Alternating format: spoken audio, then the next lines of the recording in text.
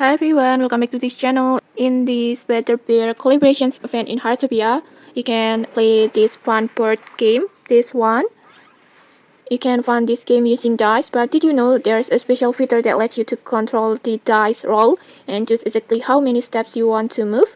This can be done using the remote control item, this one.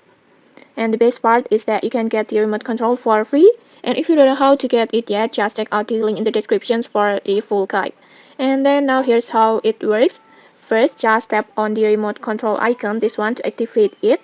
And once it enabled, you will see an options to set the dice value like this. Just simply choose any number from 1 to 6 on here, depending on how many steps that you want your Butterbear to move.